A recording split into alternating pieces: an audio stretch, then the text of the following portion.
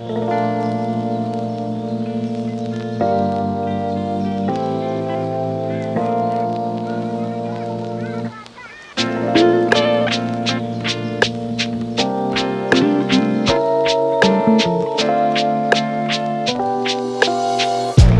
arquitetura modernista poderia se resumir a o menos é mais. São linhas retas, simples, sem ornamentação, janelas em fita, pilotis. Isso seria um resumo da arquitetura modernista.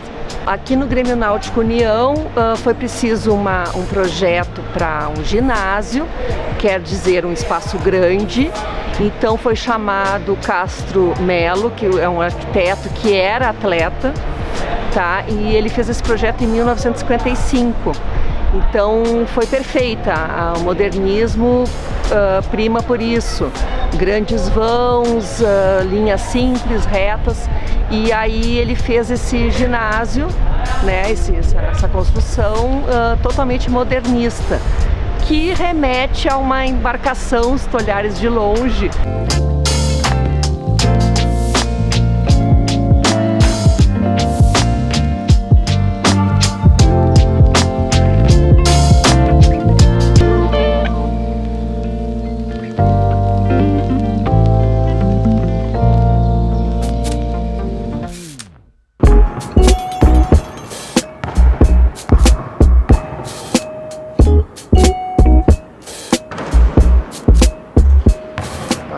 Palavras fogem assim, mas isso aqui é minha vida, né? Eu posso dizer isso porque não sei o que é fazer coisas lá fora, sabe? Lá fora para mim é uma outra vida. Aqui eu tenho muitos amigos, muitos conhecidos, desde o esporte até fora o esporte, aqui dentro, sócios, né? Já fui sócio aqui também, então é uma coisa muito top.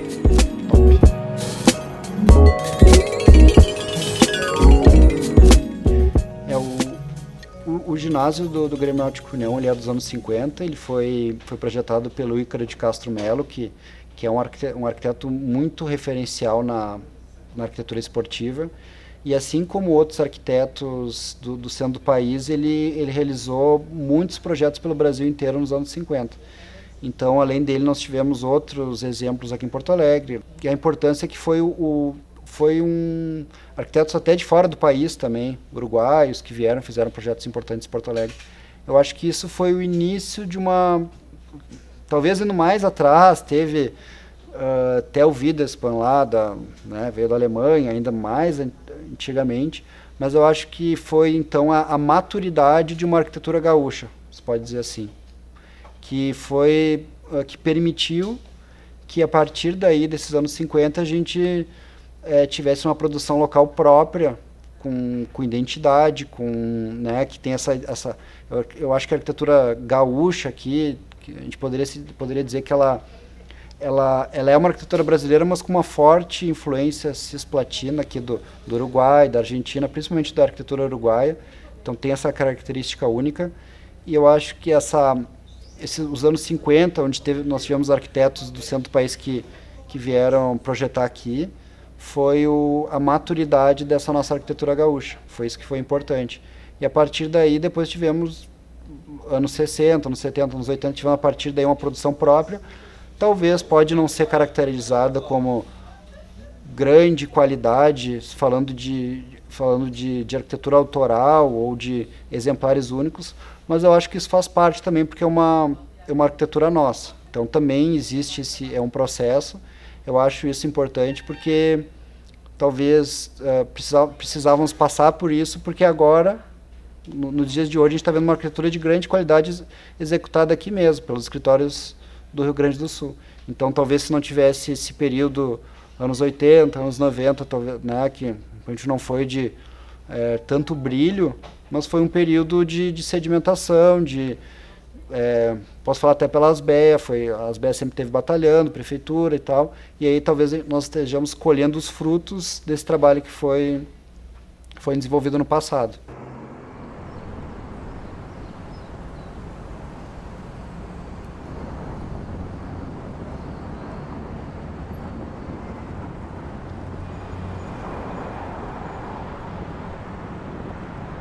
ele dificilmente vai ficar para trás em relação a essas necessidades, porque tem muita gente estudando isso, né?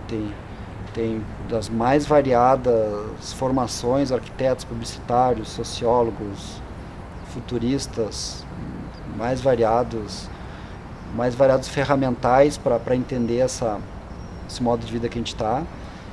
E aí esse pessoal todo vai trazer esse conhecimento, vai trazer esse estudo para o mercado imobiliário poder oferecer produtos adequados ao que a gente está vivendo hoje. Eu acho que o mercado imobiliário ele só favorece o nosso dia a dia, ele vai estar adaptado ao que a gente precisa, isso que eu entendo.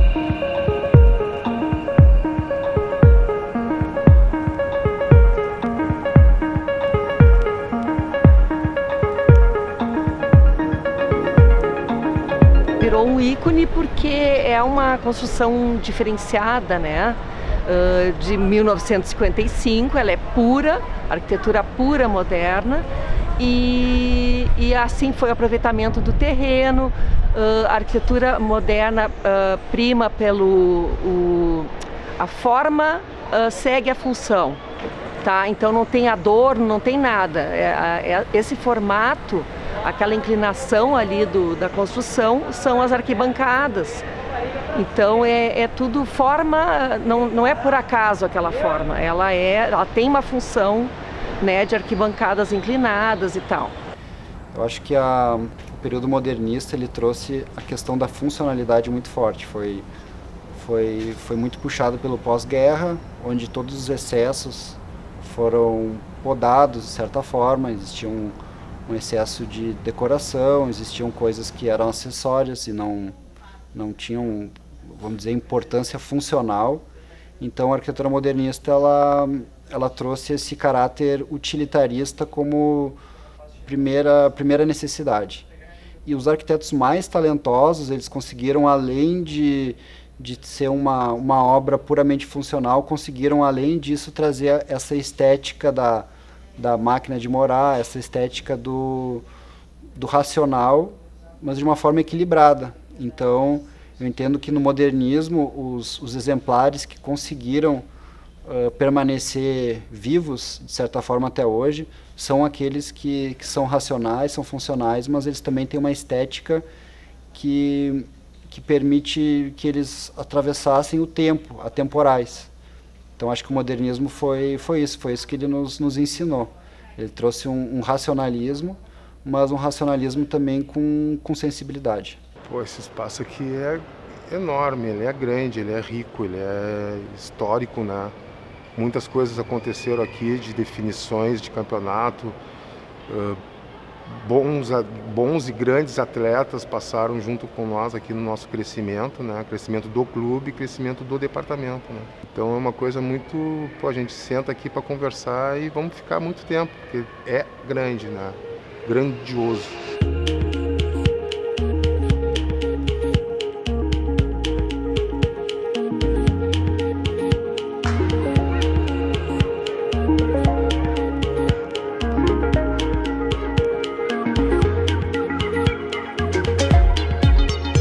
O Grêmio Náutico União, pela sociedade, cara, ela é enorme, cara. Às vezes ela não sabe o poder que ela tem. E esse poder, ele é um poder político, né? Socioeconômico, que é onde o pobre, o carente passa aqui fora, imagina, que coisa grande. Quando chega aqui dentro, vê que é realmente grande. E que tem gente que tenta entrar aqui, fazer o que eu fiz, atingir o seu objetivo, né, e ver que a riqueza disso aqui, ela está acima de mim, até mesmo do clube. A arquitetura modernista, principalmente, favorece essa integração das pessoas, tá? Que no clube precisava essa integração de atletas, de sócios, e a arquitetura limpa, aberta e sem paredes, vamos dizer, sem compartimentos, ela faz essa integração total, assim, entre as pessoas. E essa é um dos fundamentos da arquitetura moderna. O futuro dos ícones modernistas em Porto Alegre tem muito a ver com a qualidade do prédio em si. Falando já que são ícones modernistas, já podemos identificar que são aqueles que ultrapassam a barreira do tempo, que se mantêm jovens, se mantêm atuais apesar dos anos. Eu acredito que um prédio muito recente, que tenha sido inaugurado hoje, ontem, ano passado e tal, ele de repente tem um valor, ele vale muitos reais por metro quadrado, mas talvez por ele ser muito jovem. Um prédio que mantém esse valor, vamos dizer, mercadológico ao longo do tempo é porque ele já passou essa questão da idade, ele já ultrapassou isso, e são outros atributos, a localização, a forma dele, o design, a própria história do que aconteceu ali. Então, eu acho que os ícones modernistas têm seu espaço. Eu também acho que a nossa cultura, cada vez mais, ela valoriza o patrimônio histórico. Eu vejo essa valorização presente tanto no Conselho de Arquitetura, que foi feita uma comissão permanente sobre patrimônio histórico, quanto no próprio Sinduscon, que, num trabalho realizado anos atrás, fez uma reforma geral das estátuas,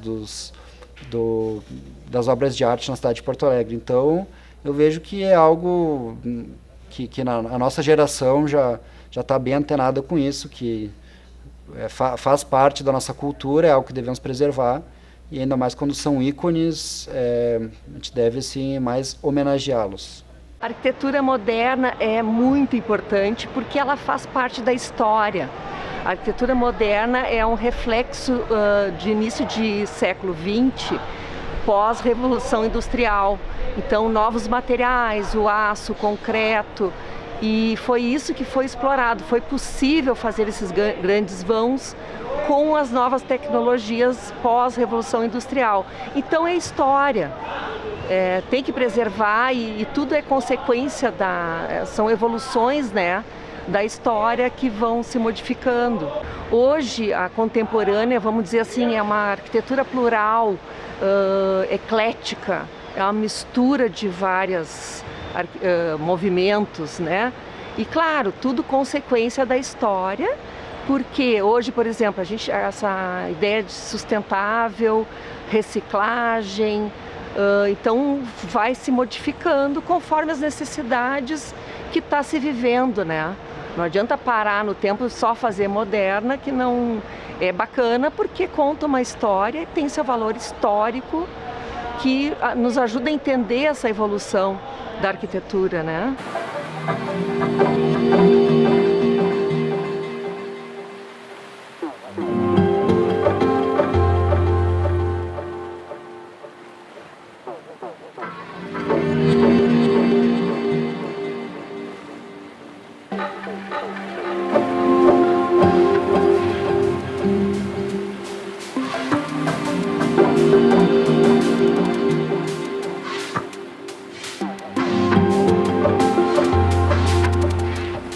A arquitetura esportiva, ela tem o diferencial de ser muito funcional. Ela precisa atender aos atletas ou ao público geral que quer ter um local de atividade onde ele possa realizar o esporte de alto rendimento, onde ele possa se desenvolver. Então, no esporte de alto rendimento, tu precisa ter as melhores instalações possíveis para que a tua envoltória, a tua infraestrutura não atrapalhe nesse alto rendimento. Então, a piscina precisa ter as melhores condições, precisa ter 2 metros de profundidade, precisa ter calhas laterais que não deixam que a água volte e faça uma ondinha que possa atrapalhar minimamente, mas atrapalha. Tem a questão dos outros esportes, também precisa ter iluminação adequada, ventilação, fora todas as questões periféricas, como vestiários, como acessos qualificados e também instalações de combate a incêndio. Mas a arquitetura esportiva, ela privilegia as questões funcionais. E aí, da mesma forma que a arquitetura moderna, quando tu consegue transcender essa mera funcionalidade e agregar estética, agregar uma beleza nessas instalações, isso se torna de alguma forma uma referência, se torna um local que mais do que somente os atletas, o público que vai estar ali, é um local que ele é reconhecido como não só uma instalação esportiva, mas um ambiente de arquitetura, um ambiente de cultura. Então, isso é importante. No Grêmio Náutico União, nós já realizamos diversos projetos, como sala de esgrima, quadras poliesportivas, piscinas de natação, sala de ginástica olímpica, ginástica rítmica, salas de balé. E eu acho que o diferencial é ir além do que as normas permitem, e além no sentido de conseguir um espaço melhor ainda do que simplesmente se apegar no mínimo do requerimento. Eu vou dar um exemplo uma piscina olímpica de 50 metros que nós fizemos. Ela é uma piscina dentro de todas as normas, 2 metros de profundidade, 50 metros cravado milimetricamente, mas essa piscina ela tem 3 visores, que são visores que ficam debaixo d'água, e nesses visores, além de quem está passando, consegue ver o pessoal nadando. É muito legal porque os técnicos conseguem posicionar câmeras ali e conseguem avaliar o desempenho dos atletas. Então eles colocam 3 câmeras, cada câmera pega uma parte uma câmera pega quando tem o salto, outra câmera pega ali o meio da performance e outra é a chegada. Então isso é muito legal, porque se equivale a instalações da Europa, dos Estados Unidos, não fica restrito ao que está na piscina dentro das normas, é tentar trazer um pouquinho mais.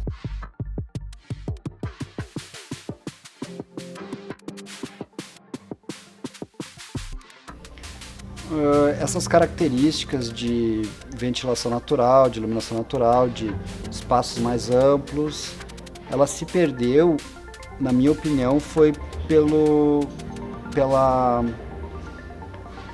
valorização de outras, dentro do nosso modo de viver contemporâneo, pela valorização do nosso tempo, talvez assim, na falta de melhor palavra, do corre-corre do dia a dia.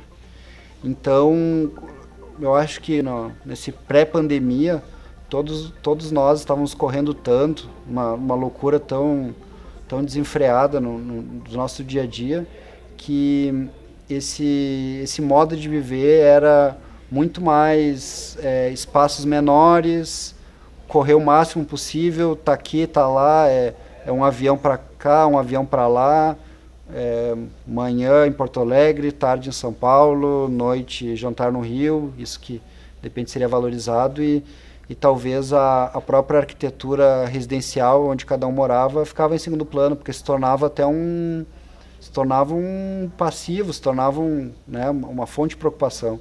Airbnb, tudo isso estava direcionando para esse lado. E eu acho que agora, com a questão da pandemia, da gente ficar mais em casa, de parar para pensar um pouco, isso começou a ser mais valorizado.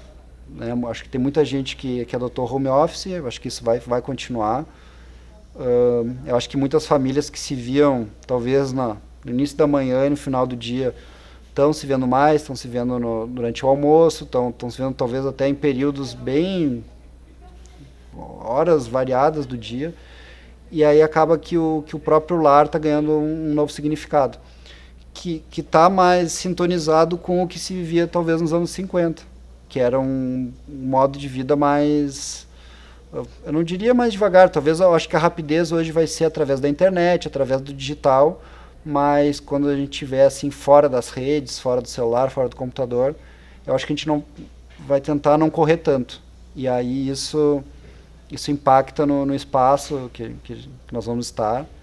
Então acho que é por aí, a gente estava correndo tanto no analógico quanto no digital, e agora eu acho que o fora do digital a gente não quer correr tanto, e aí a gente vai ter mais tempo para apreciar o lugar onde a gente está.